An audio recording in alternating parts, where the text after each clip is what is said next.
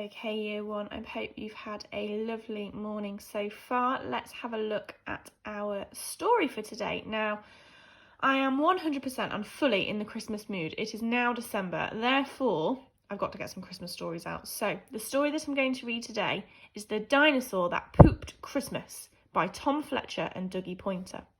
So, shall we see what that means? The dinosaur that pooped Christmas. Ew.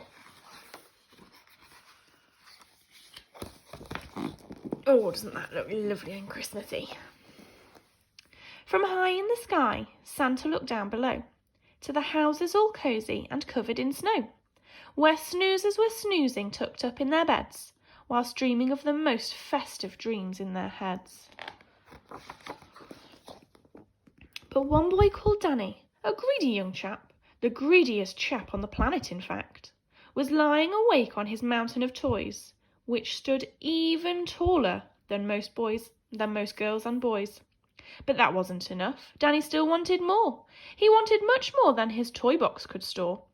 So Big Santy C said, I'll leave him a present. But this year his present might just be unpleasant. Danny heard such a clatter, his heart skipped a thump. 'Twas the clomping of hooves going clippity-clump. He bounced out of bed and threw on some clothes, and crept down the stairs on his tip-tippy toes. And there, under the tree, were gifts big and small, and a gymongous egg placed in front of them all. An egg? Danny said. Santa bought me an egg. Then, out with a crack, popped a dinosaur's head.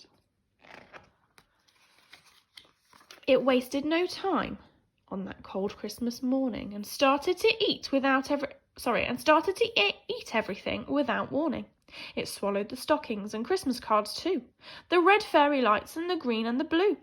There wasn't a single thing Danny could do except sit and watch as the dinosaur chewed. It chewed and it munched and it crunched on Kris Kringle, the reindeer, the sleigh bells and all things that jingle. But it didn't stop there. There were more things to gobble, but much more than small shiny baubles that bobble. It ate up the cat and the dog and the fish, and from the dishwasher it downed every dish, the tables, the chairs, the walls and the doors. Now nothing was safe, not even the floors. Now reader, beware, the next part is scary, and if you read on, you'll need new underwearing.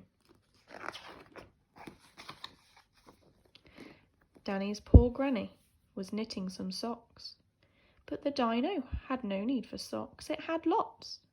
So it slurped up her knitting like strings of spaghetti and gobbled up Granny along with the settee. Then it ate Danny's mum. She was gone in one bite, and although Danny's dad tried to put up a fight, the dino had grown to the size of King Kong, and with a gulp and a burp, Danny's father was gone. Now nothing was left. All Danny could see was a fat dinosaur where his home used to be. And so, with the thought of no Christmas this year, his tears turned to snowflakes and then disappeared. With the feeling of guilt in the dinosaur's gut, its brain brewed a plan involving its butt. It knew there was only one thing it could do. To put Christmas right, it needed to poo. Oh, goodness me. It pooped out the turkey, the toys and the telly, and even the tinsel was now brown and smelly. It pooped all the presents and pieces of puzzles. It pooped all the things it had previously guzzled. And then Father Christmas yelled, "Out of the way!" as he flew from the dinosaur's bum on his sleigh. The dinosaur finally gave a huge push and pooped Danny's parents out in one massive whoosh.